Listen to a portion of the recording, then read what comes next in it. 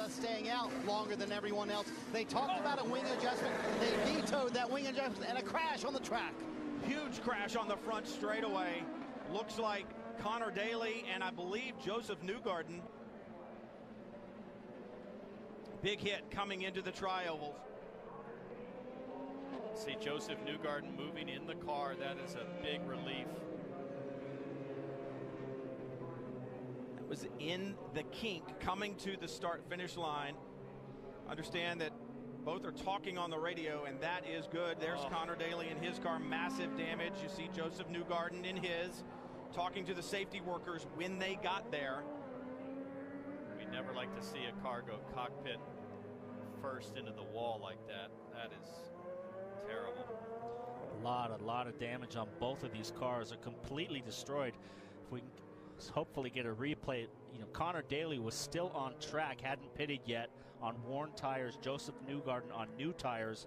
I would assume that Joseph was coming around him, and maybe look at the Connor Daly got loose. Look at the damage to the tub there, where the car slid upside down. That's something we rarely see. Yeah, he's moving around, moving his neck around, so it was, thank God for that, because he was upside down, head first into the wall, helmet first, sliding along the wall, but that car is completely destroyed. And not only was he upside down, helmet first, he had Daly's car pushing him against the wall. Connor, this is welcome sight here.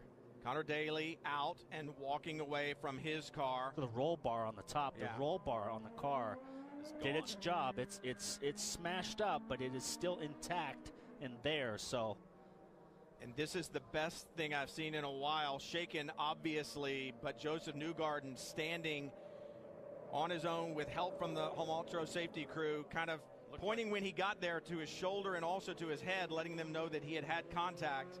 He is definitely shaken, but the idea that he is standing outside his car is the most welcome sight we've seen. You're in a bit of, you're in shock right now. So look, he's completely in shock.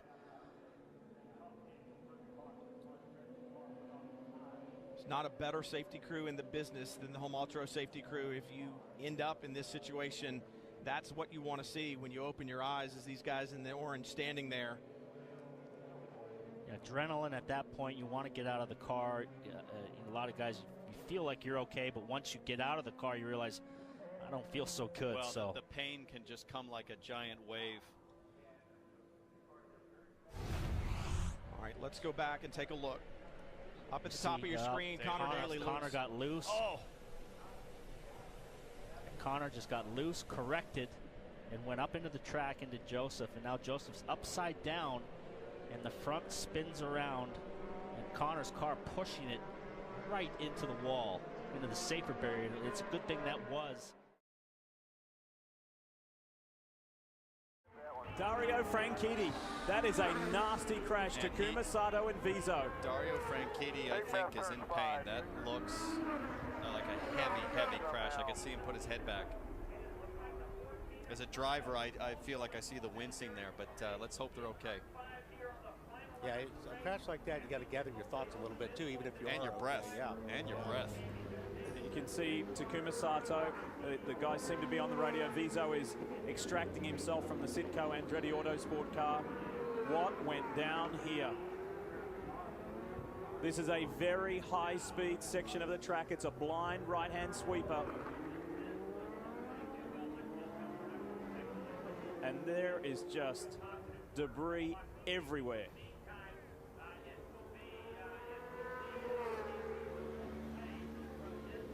And there is his teammate, Scott Dixon. He's hoping that his good friend and longtime teammate is okay. Viso's running over to the guy doesn't slow speed, but he... Yeah. There's the marbles on the outside there. Sato gets loose. Oh, no. Oh, my goodness. That is a horrifying ride for Dario Franchitti. Oh, man. That is an oval crash we've seen before, and we hate to see that kind of impact. Just Sato, oh, boy. Well, look at the debris go through. Oh, boy. And fencing. Yeah, it does look like there might be some debris into the grandstands as well. That is a violent impact. Fortunately, the defense kept the car in the racetrack. This is Graham Rahal arriving on the scene. Full course shallow, full course shallow. Did you get through there? So Sato gets loose, and Dario's got nowhere to go. That is As we watch the cars go through here, guys, the car on the very top, okay, which is Jay Howard. We're going to roll this through now. Well, look at Jay. He's already way off the line. He's off the dark patch of the racetrack, which we call the racing line. He's up in the gray. He's lost control of the car. He's hoping he's not going to hit the wall. He impacts the wall, comes off the wall, just misses the 10 of Tony Kanaan. Unfortunately, Scott Dixon is right there, up and over the front of the car. Car hits on the top of the wall. The safety cell on these cars, guys, I can't tell you how strong they are. An awful accident, but as we saw, Scott Dixon right there, hands away from the steering wheel.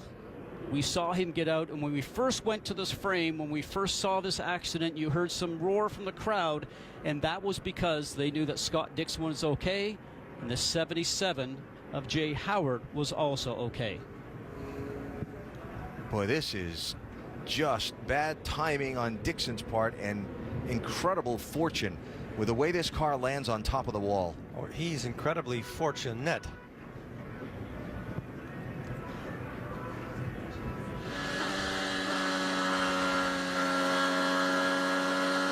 On the top right there. On the top load. He had nowhere to go, absolutely nowhere to go, and it landed exactly the way you don't want a car to land on a guardrail. He was just so lucky that the hard part of the car did not land 3 feet farther back. There is an incredible amount of debris over in that part of the corner. Being told by race control they may be going to the red flag here, and will be going to the red flag to clean up the racetrack. But an awful crash. Jay Howard hits the wall first. Scott Dixon with no place to go.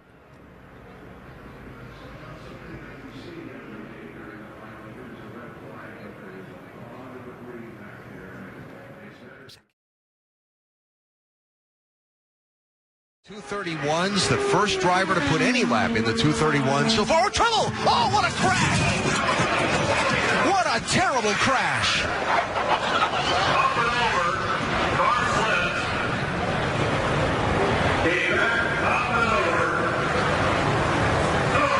That was a hard hit. Emergency surgery on his upper left thigh following a crash during an Indianapolis 500 practice run today. Hinchcliffe had just posted a lap speed of 221 miles per hour when an apparent failure to his front right suspension sent him slamming into the wall on corner 3. After the crash, the 4-time Indycar winner was awake when taken by ambulance to local hospital. The accident comes just a day after IndyCar sanctioned reduced speeds and increased downforce after having 3 drivers slip their cars within the last week. IndyCar temporarily shut down the track to conduct an investigation. It sits in the middle lane here of this facility. James Hinchcliffe is some 25 yards in front of where Robert Wickens is getting medical attention. So we hope for the best. They are cleaning now all of the debris and the parts of the car. Part of that Lucas Oil machine of Robert Wickens still sits on the racetrack towards the bottom of the racetrack as they go around picking up the different carbon fiber and detritus that has collected as a result of this incident. And as we speak, Anders Chrome, we're getting a look at the replay now. We see Ryan Hunter-Reay and Wickens going side by side. Yeah, and it's the worst of circumstances you can imagine. Wow, that impact for Robert Wickens is absolutely horrific, and all starts with him being, oh boy, oh boy, oh boy. Yeah, we just fingers crossed for Robert Wickens in this situation. I mean, it was side by side. Again, not sure if Ryan Hunter-Reay knew that Robert Wickens was on the inside of him, but Robert Wickens really with nowhere to go, turning into the corner. Ryan Hunter-Reay spinning around and just launching Robert Wickens.